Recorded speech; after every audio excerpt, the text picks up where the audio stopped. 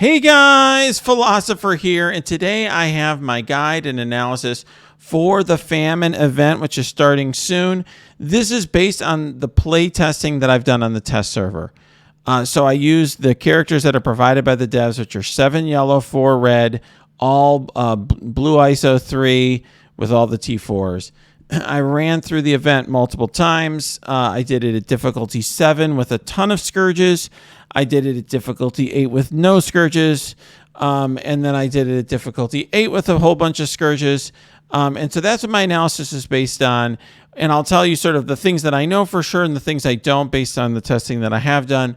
One thing I can say for sure is that this video is going to be very focused on your questions, because what I did is I went to my Discord and asked people specifically what they wanted to know. And so I'm going to give you very specific advice about how I would build for this event and what I would do based on my testing.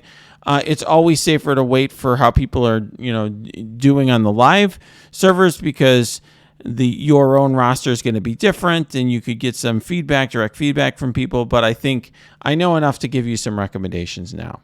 All right. So first of all, here's the bottom line. I'm just going through, this is going to be a very blunt and to the point video here. I want to get right to the point here. The bottom line is this is a lot easier than the Morgan Le Fay event, in my opinion. When I ran through it, on the test server, I did it in difficulty 8, and I had the same. It was as easy or easier than when I did the prior event in difficulty 7. In other words, in the last go around, when I ran the Morgan Le Fay event in difficulty 7 on the test server, I was just blowing through it without any problems, right? With no Scourges. It was just something like I could press buttons and just see kind of how the nodes looked. When I did difficulty 8 this time around, it was like difficulty 7 last time. That's how much easier this one was. I think they deliberately wanted to make it maybe easier for players that were newer, didn't have as big of a roster, which I think is a good thing. Of course, I should say, because of the leaderboard system, if you want something more than just beating the milestones, it doesn't really matter, right? How hard or easy it is. All that it ends up meaning is that it's going to come down to certain teams and certain nodes, and I'm going to get to that in a minute. At the highest level, I actually think players will be running difficulty 9 this time. Last time they were not running difficulty 9. I mean, I tried it and I actually did it on the stream, and we were struggling on node 1, if I recall correctly. So people were basically capping out at the very top. The people who were even in the top 10 of the leaderboard were basically capping out with difficulty 8 with a lot of Scourges. This time I think they'll run difficulty 9, because I actually just tried it for lulz on node 1, and it was a lot easier, which is consistent with what I've seen elsewhere. So I think people will end up running it, because don't forget, people now have level 90. Some people do, I don't, but some people are already up to that. Plus, you have players who have like ISO 4 on a lot of characters. So I just think that at the hot top of leaderboards that will happen. I think another thing I would say is Dormammu does help you a lot, but I just don't see him as necessary. I mean, to me, the hard nodes here, really node 5 and node 10, particularly node 5. And the rest of it is just not that hard. So I purposely, when I did my runs, I did it without Dormammu.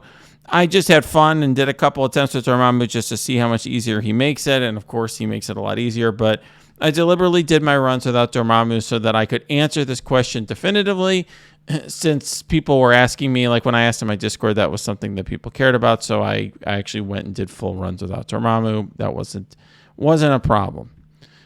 I think the other good news for most of you is I think you're going to be able to beat the event with teams you've probably already built for other purposes. I obviously can't answer for everyone, and I know everyone's different in a different situation. But for example, I assume players have built the raid teams like Web Warriors or Axemen. Most of you have, for example, or not most, but many of you have, like, let's say dark, new warriors. You have dark hunters.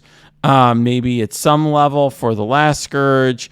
Most people have put some investment into at least Omega Red. So I'm going to go through this, and obviously you're right. You can look at it from your roster's perspective, but I didn't find that I had to use a lot of exotic characters that most people aren't building up, like war-only characters, other than maybe Weapon X, which many of you probably already built up and used, if not for war, for the prior Scourge. I think it's not going to be any surprise to you that Young Avengers will be the most important team to max. And I think, just like last time, like when I was trying to get, I think I ended up in the top 50 barely last time. And like all the players in then I was in Pants of Hulk at the time. They were all putting gold promos, myself included, you putting gold promos and teal gear and everything, on their web warriors, trying to make them super big. I think this time everyone's going to be doing that for Young Avengers. So I just think there's going to be lots of people with super massive Young Avengers that are all 7 reds or something trying to get the top of the leaderboards, because that's the team that the more you max that team, the easier it's going to be to add tons of Scourges and still do well. So a lot of people have been asking me, how helpful is A-Force? So I think it really depends on how high you want to get in the leaderboards. In other words, I think the most efficient way to go for most of you is just going to go super heavy on Young Avengers and just ride them for however far they take you, right? Like get the best Young Avengers team you can, and then just use that team. And I think if you only are investing in one team, that's the team to invest in. I do think, though, there's some value in A-Force. And it's not clear to me yet whether the best strategy is to use them as a sack team for Node 5 or to use them for cleanup on Node 10. I'll talk more about that later. I haven't watched, to be very candid with you, I haven't watched all the other content creators and what their thoughts are. Maybe some of them have definitive views. I don't feel comfortable based on limited testing, like just running this, a few times, and to say, yes, I found the best strategy. But I will say that, having A-Force as a sack team for Node 5 was helpful when I tried that strategy. Obviously, there's certain Scourges that screw that up. Like if the opponent gets ability energy when your characters die, then that's going to totally screw it up. I had some value on one of my attempts where I was like, okay, I've got to clean up Node 10, and you're using A-Force with like Miles or Yo-Yo or something to clean up is helpful as well. So I do think that they do have value, and players who have a built-up A-Force as well as Young Avengers are going to have an advantage. I don't really think you're going to need Inhumans. I'm sure that some of my former alliance mates who have, massive Inhumans teams will get some advantage out of it. Maybe they can throw them in as a sack team in certain thing, or use them to clean up, sort of as like a third team. I don't really see the point of that or the value in that. I mean, to me, the main reason it seems like Scopely threw them in there was to dilute the Scourge the Scourge orbs for this event, as far as I could tell. And one question I've been getting a lot is, do you really need to build America Chavez, or can you stick Miles in there? So can you get away with Miles instead of America Chavez? Yes. I did Node 5 with Miles instead of America Chavez just to see. I mean, she's not very good. She is the one you're most likely to want to, skip if you have to skip one. And, most of you already have Miles built for the raids because he's a web warrior. However, one thing I will say is having Miles as like a backup / fifth character is really nice. And it is helpful if, for example, you have, let's say, A-Force on the last node, you can throw him in as the fifth. Sometimes if you have one of your Young Avengers at low health, you might be able to throw him in as a substitute for the last node, that sort of thing. So I do think there's value in having him as sort of like a sixth man.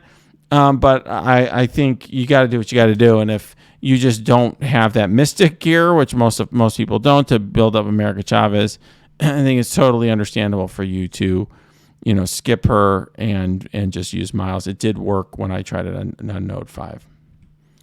And I think, the only node that matters is Node 5. I got asked about this from a DM. Is that true?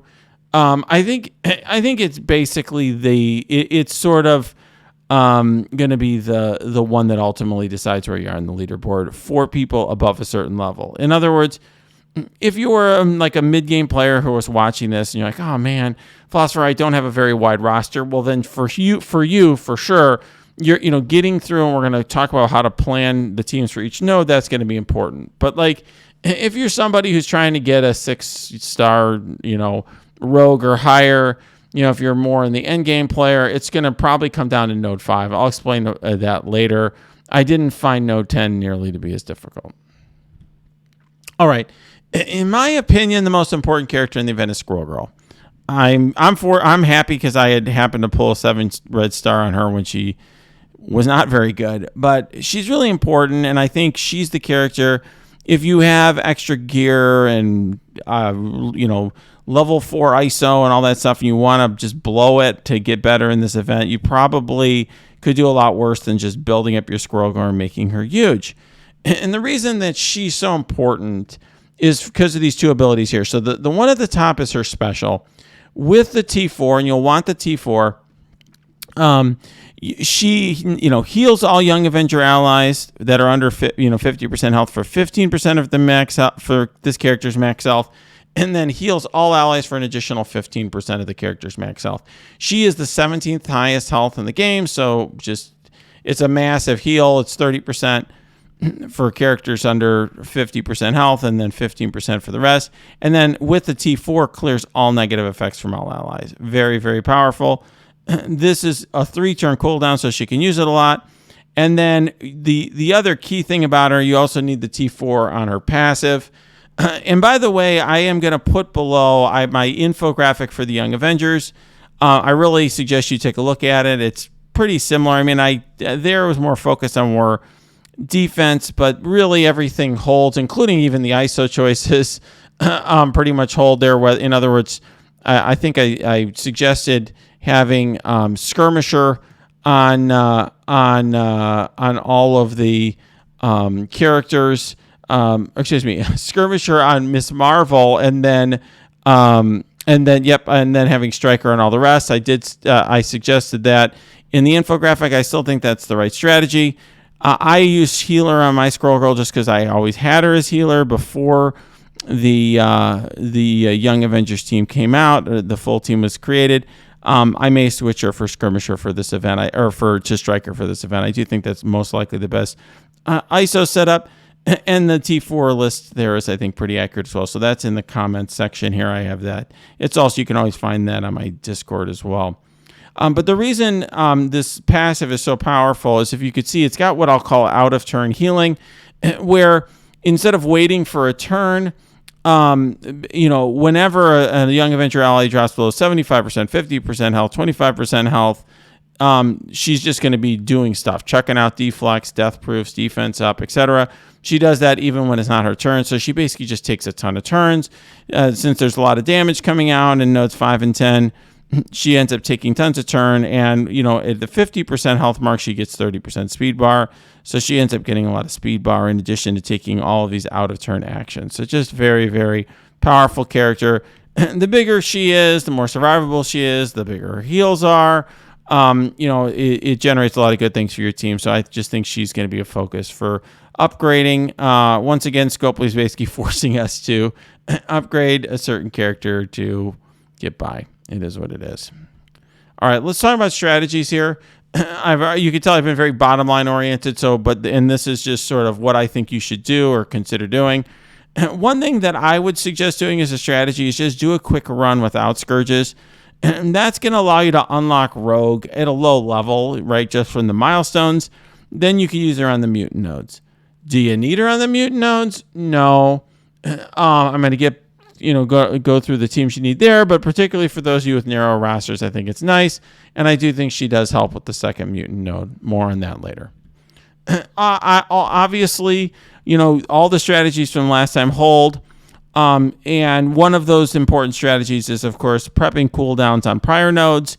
If you're going to use the character on a later node, I do kind of go through here with each node, which characters you may want to consider that. I do think it's a lot less important this time than it was in the last Scourge event. I felt like in the last Scourge event, that kind of made or break, it's like a make or break for your run. Don't see it as much here, other than making sure your Young Avengers are kind of at a good spot after node 5. More on that later.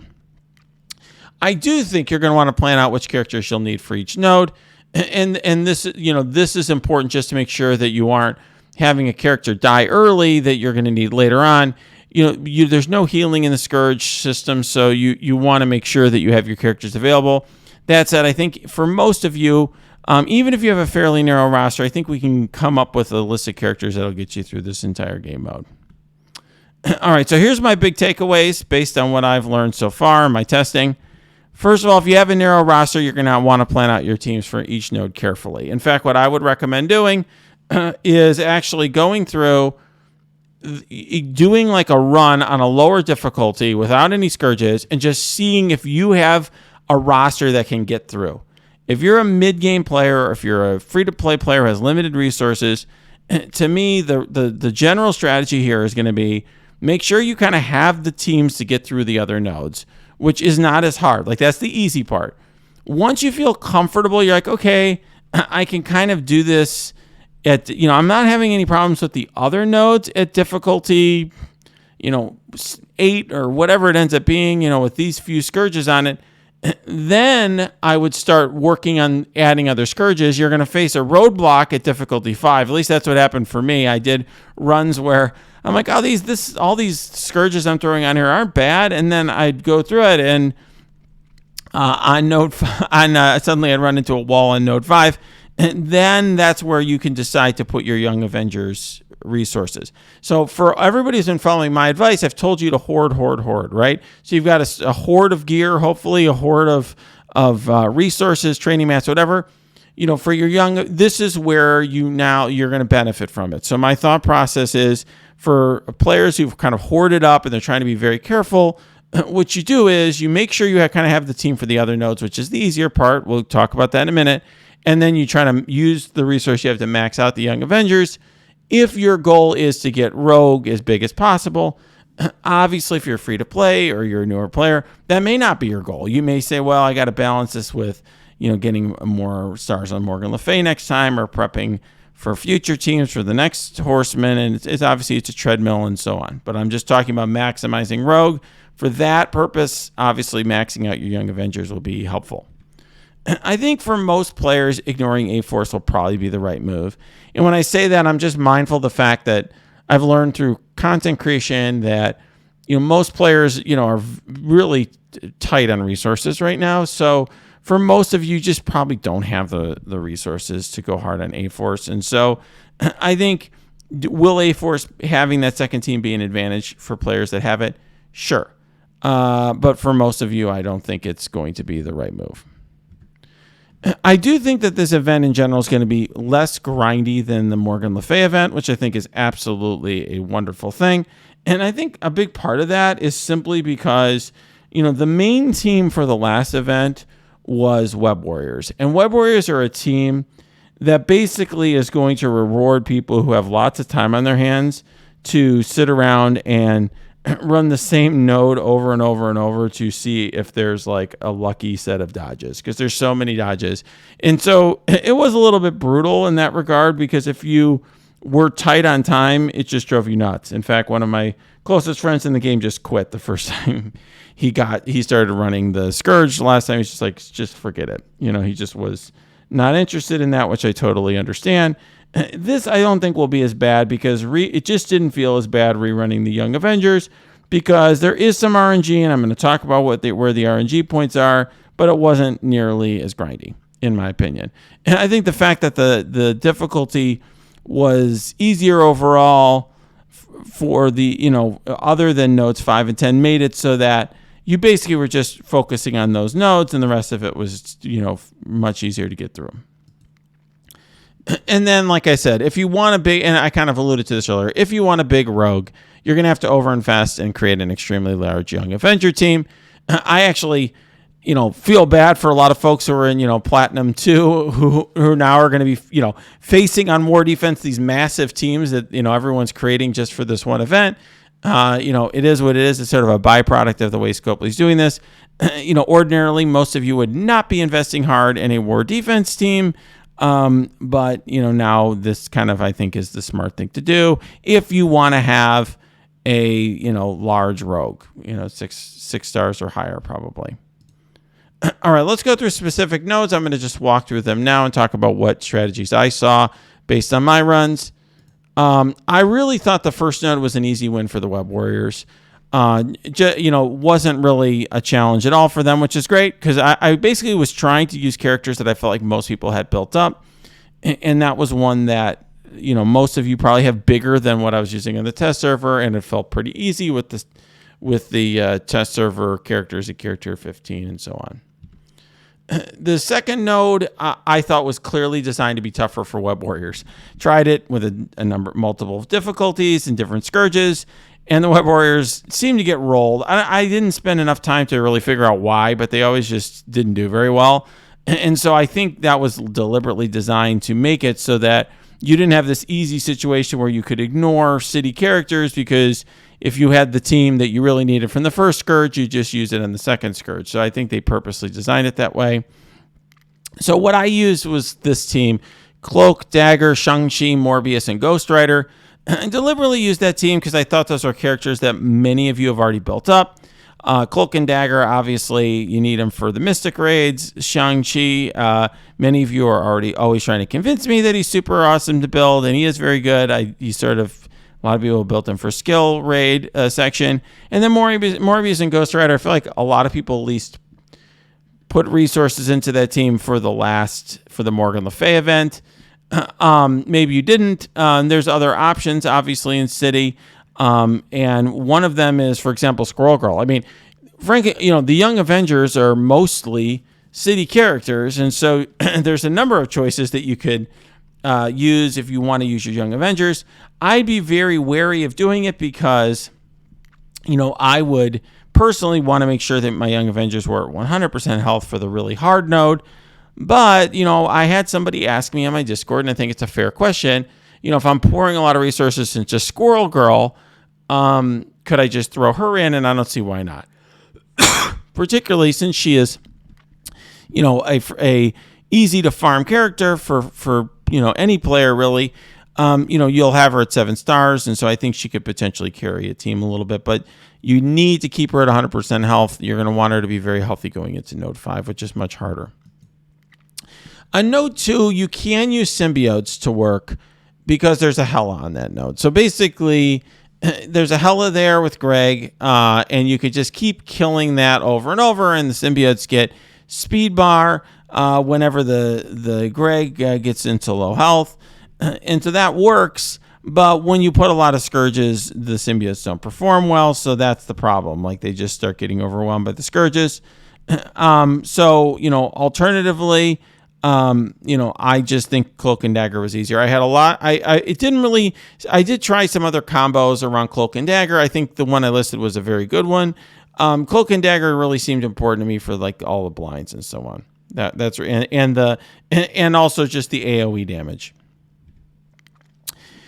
On node 1, one thing that I'll mention is, Miles is on the Web Warriors, but you may end up wanting to, for example, either not build America Chavez or have him as a kind of a backup floater. I did throw other characters in instead of him, and it didn't really seem to impact things in node 1 that much, so you may want to try that as well. All right, Mutant nodes 3 and 4. This one, I have some good news. First of all, node 3 I thought was easy for Axemen. I mean, maybe if you load up on a ton of Scourges, it's not.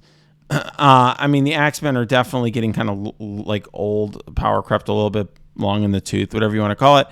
But node 3, they did very well. In fact, I remember, both when I was doing difficulty 7 with a ton of Scourges, when I did difficulty 8 with no Scourges, and when I did difficulty 8 with some Scourges, I was just kind of blowing through on my first attempt on node 3 with the Axemen. And so I think, obviously, for people who are trying to push their upper limits, you're not going to be able to get away with Axemen here. But I think, if you're just overwhelming the team with Scourges, but I think for most people, that's a team that they have built up that's very large, and they'll just use that. One reason it's so helpful, by the way, is that there's a Hela that drops halfway through node 3.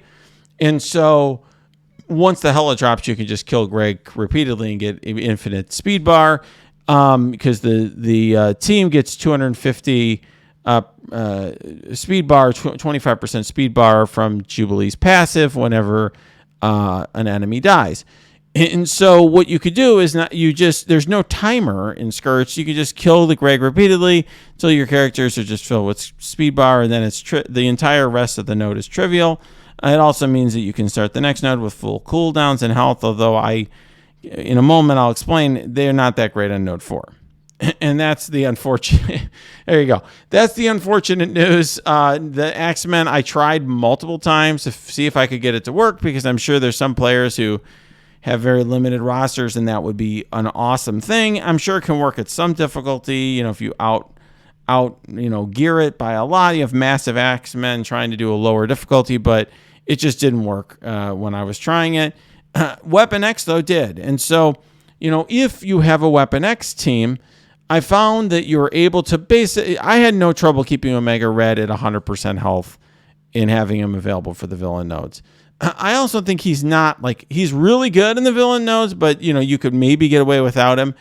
So what I tried to focus on, you could tell with my testing, is what do you do if you don't have the full roster? And so that was my focus here. That's because that's what a lot of the questions I was getting.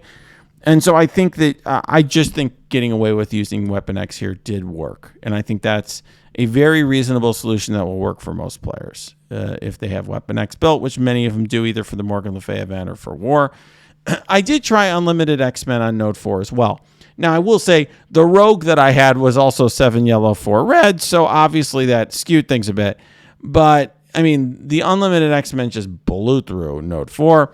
And so one way I do think you could get past Node 4, if you don't have a good Weapon X, or if you'd rather make sure that they're full health for the villain nodes, which I think's a savvy thing to do, you could potentially just run a lower difficulty, get the milestones so that you get Rogue unlocked, gear her up, and even though she's going to be small, you can use her with the Unlimited X-Men and probably get through nodes 3 and 4, pretty well anyway.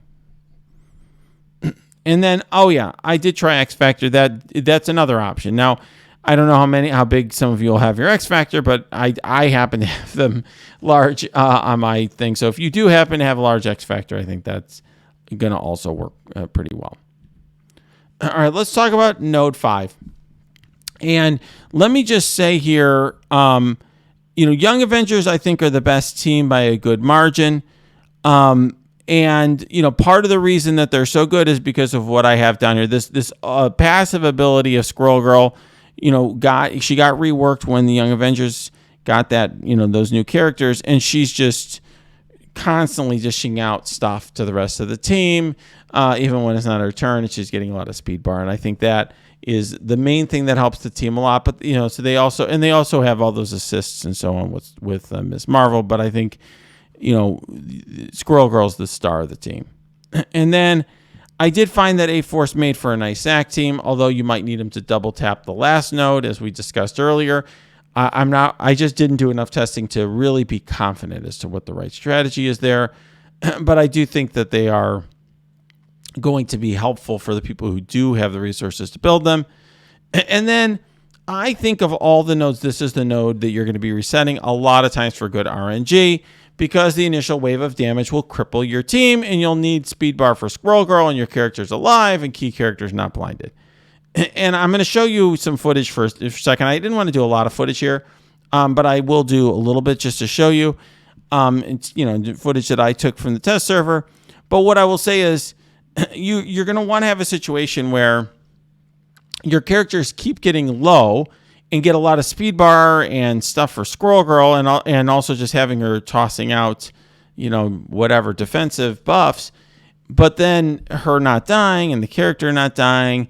And then you also have a situation where blinds are going to be coming out from like Taskmaster, and if you're Miss Marvel, for example, is blinded, you're not going to get the damage output you need. So let me give you a sense of how bad the initial wave is and why I'm saying that this is the toughest node. So this is the start of one run. This is with no Scourges. This was difficulty 8. So you can see here, boom. Okay, Miss Marvel gets ability blocked. So this is one thing. If Squirrel Girl gets ability blocked, I just would reset it. All right. And then another problem here is you see there's a Greg here. If you use your AoE attacks, you're going to hit Greg and you're going to lose speed bar. So you have to really be careful about that. You see there's an example. All right, so now Deathpool goes after Echo. But Echo didn't die thanks to Squirrel Girl. And now here we go. So now we get all these blinds from Taskmaster. You can see 3 key characters blinded. So unless we're able to clear the blinds right away, we may need to reset this one. Now, I will say this was way harder with a lot of Scourges. I almost think that difficulty 9 with no Scourges may be easier than difficulty 8 with a lot of Scourges for this node. But you can see the issue, right? I mean, I was just pressing buttons, I think, on this attempt. So this isn't one to look at high strategy, but you could just see the point. The initial burst of damage is so high and all the debuffs are so high that I ended up with multiple characters low, right? Echo almost died. And even after healing from Squirrel Girl, we still had Miss Marvel and Kate Bishop super low. We've got 3/5 of the team are blinded and so on. So this is going to be the annoying node that you're going to have to spend a lot of time on. And if you don't set it up right, if you try to do, by the way, a SAC team, you better make sure that they die at the right time so you don't have Heartless killing you with his ult. You also have to worry about the Wind of the Whirls or whatever that is, the swirly thing that flips your buffs. He also can revive, which if you leave regular Strange for too long, that happens. And of course, you have to deal with Zemo right up front. He has that initial burst with the ability block, and you also have Deathpool, who's going to be putting out a lot of damage as well. So definitely, I'd say a challenging node, and I just feel like that's the node that many folks are going to be banging their head against the wall, running over and over. All right, let's talk about the villain section. For nodes 6 and 7, I actually thought this was fairly easy. I do think Dormammu is really helpful. I mean, just like I said for the first Scourge, I mean, Dormammu is really great. He kind of checks a lot of boxes, but I just don't think he's necessary unless you're pushing the top of the leaderboard. I think that the top of the leaderboard is mostly going to be focused on the size of like your Young Avengers and some of these other teams. I'm sure the people at the top are going to have massive Young Avengers, A-Force, whatever, but mostly super Young Avengers. But Dormammu is definitely nice to have. He's going to make it a lot easier. He to me, what it meant was that I could just blow through the villain nodes and not even pay attention. With Dormammu, he's just made it a lot easier. It was a kind of a crutch of sorts, but you could get through without him just fine. And so I used this team right here, and I really didn't have trouble. I thought this was a team that most players would be able to do, which is Doom, Morgan Le Fay, Omega Red, Heartless, and Agatha. And the reason I use this team is I feel like a lot of players have built up Darkhold for Arena, and so this uses 3 of those characters, and then Doom and Omega Red I feel like are popular characters to have built. Obviously, a lot of people have either small Agatha or no Agatha, but there are options to replace there as well. And to me, I think the best way, if you can't make a team that's kind of like this, I just think you can run a very Weapon X heavy lineup with Emma Frost instead of, for example, Wolverine, who's a hero. I also think, obviously, Morgan Le Fay is great on any team, so you could just sort of toss her on there too. So I just think either one's going to work. The only 2 teams that I really tried out were I tried out a team more like this, and then I tried kind of just running Weapon X, and I threw in Emma just to see how they worked for players who had that team only. And didn't really have all the other stuff built out. And it seemed like that wasn't a big problem. I just don't think this is going to be the bottleneck for most players. To me, another thing that you want to keep in mind is the only villains you really need to keep healthy or ready for nodes 8 and 9 are Dormammu and maybe Heartless. I mean, probably don't even need Heartless for nodes 8 and 9. You're going to have other options there like the Eternals. But, just even if you want to have him as an option, fine. But other than Dormammu and Heartless, the rest of the characters, you can just use up in Node 7. So you don't need to worry about their health. You don't need to worry about their cooldowns, so that's it. So, you'll be able to just sort of use your Morgan Le Fay up, and that sort of thing. So I think that will make it so it's, less of an RNG fest for, trying to get the perfect run on nodes 6 and 7. All right, let's talk about Cosmic Mystic. I actually thought these nodes also didn't really bother me all that much. I'm sure with tons and tons of Scourges, it'll be a lot harder, but they didn't strike me as particularly difficult, and that's partly because you have Icarus and Cersei, and I just think they carry you hard. I mean, I was using a 4 red, 7 yellow on Icarus and Cersei, and so, I'm sure many of you have more than 4 red stars on Icarus, and I just think they were, so he may carry you even harder, but they just carried hard through the section. And one thing I will say, obviously, if you have Dormammu, he's going to help a lot. One thing you need to keep in mind is Dormammu does not give that revive once to everyone unless he's at full health, so you'll have to make sure you keep him at full health at the end of nodes if you want to benefit from that.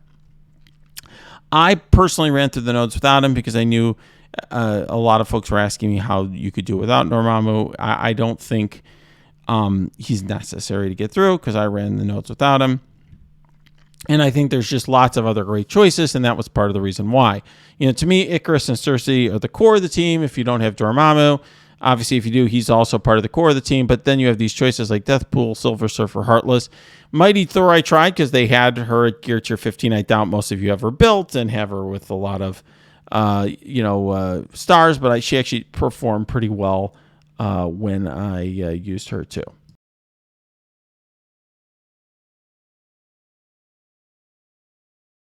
And then another thing that I would suggest is, you could also potentially use Loki to make Cersei go first. I think particularly in the second node that can be helpful because there's some summons, more on that in a minute. And I think, for some of you that might be the right choice if you don't have as wide of a roster.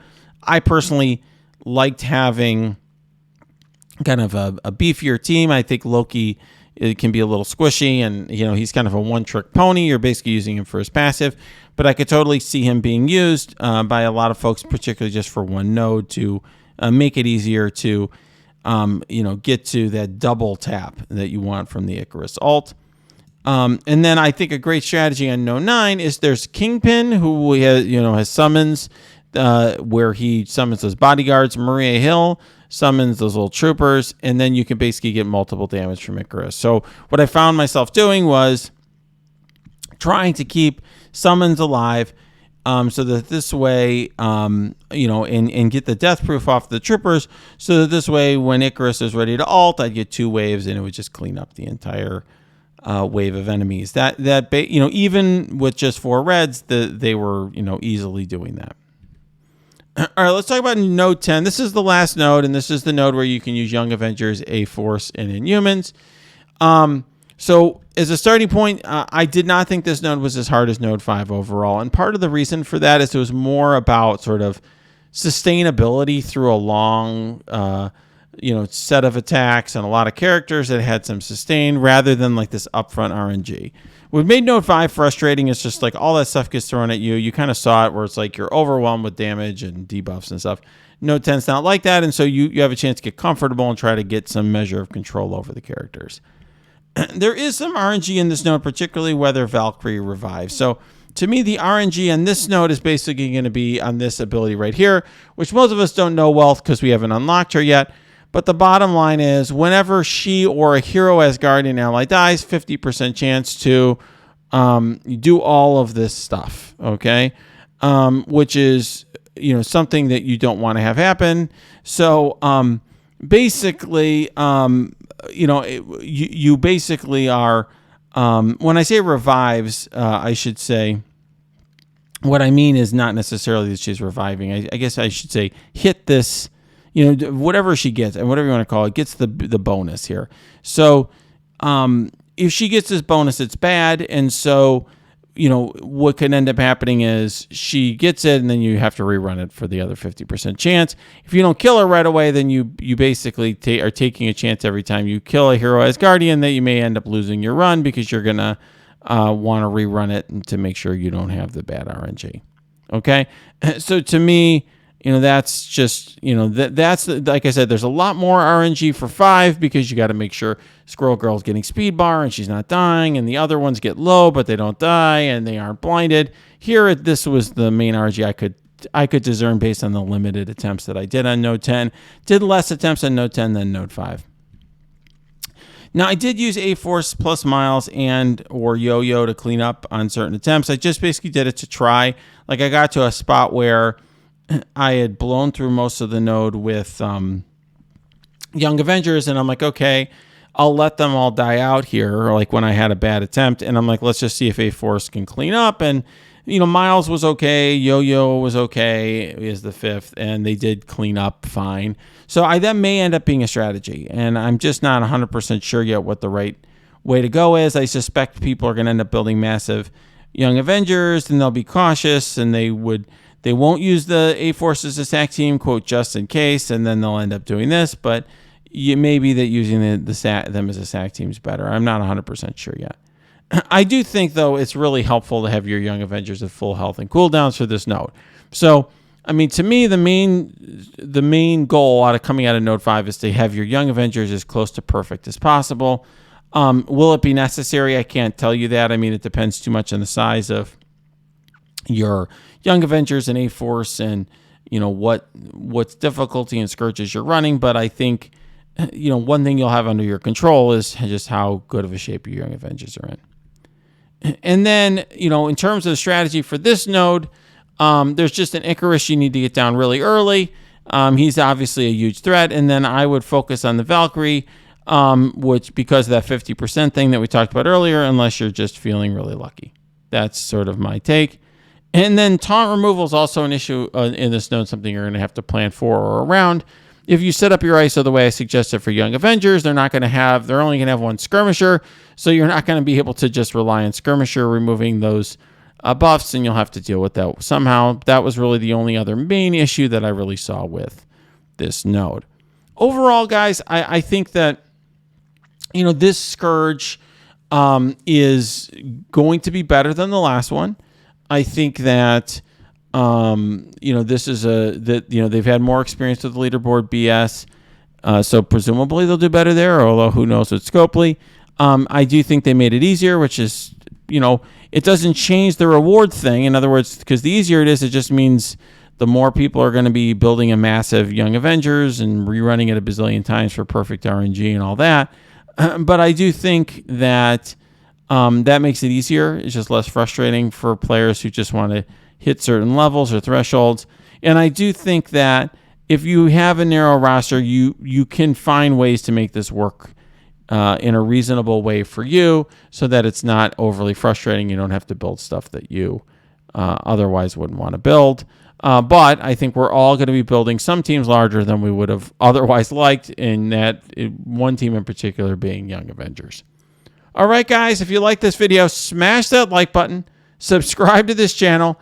If you have comments, questions, cheers, jeers, happy, sad, angry, mad, you can put it below or go to my Discord. That's linked below. You can also go to my Twitch stream. That is linked below too.